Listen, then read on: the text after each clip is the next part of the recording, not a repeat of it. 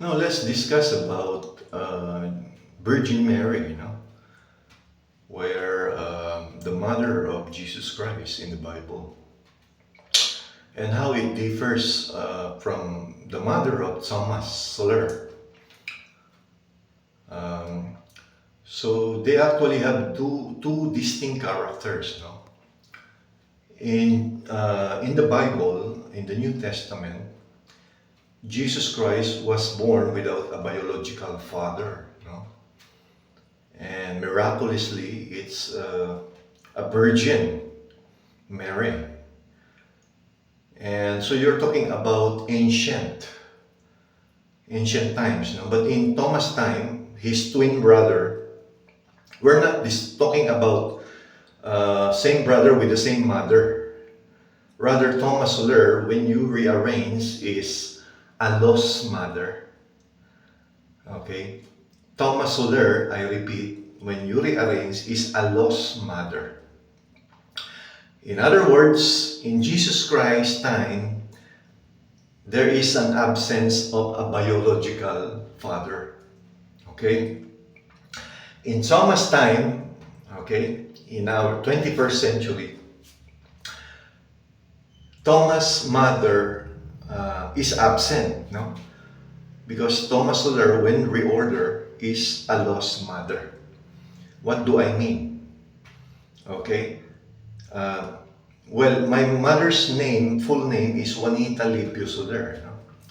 And when you reorder that, it will reveal reptilian. No? Meaning, this is beyond our understanding, no? Because we live now we live. So what we see is what we perceive as truth. No, but talking about the future, is beyond our understanding. But again, you can see this. You can Google online. No? So what is a reptilian? Reptilian is actually a very humane. It looks like a snake face or a lizard, or should I say a hybrid human, no? Hybrid human, half lizard, or half snake, half human.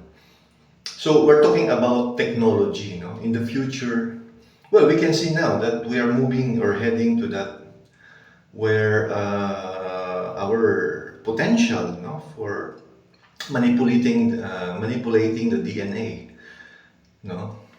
through genetic engineering, where you can mix the DNA of a human with animals, So meaning my mother is a reptilian mother. Okay? It doesn't require a biological father. Okay? Because a reptilian, they can produce their own offspring. They can replicate. Okay, you understand? That's why my mother, when reorder, is reptilian. And his son, when reorder, Thomas Soler, is a lost mother. Because we're talking about an alien or a reptilian, no? Well, reptilian is, the origin is also human, but mixed with animals. Okay? This is because of human survival. So in the future, and that's part of the human evolution. We transcend, from the limitations of our bodies, from pain, suffering, everything that maybe we can achieve eternal life or immortality. So we try to seek, and through technology, we can able to achieve that. And that's part of the simulation. So again, you're talking about Jesus Christ, my brother, without a biological father. So something like ancient, and then the twin, as the opposite, you're talking about a reptilian mother. Okay? Again, in the New Testament, Virgin Mother.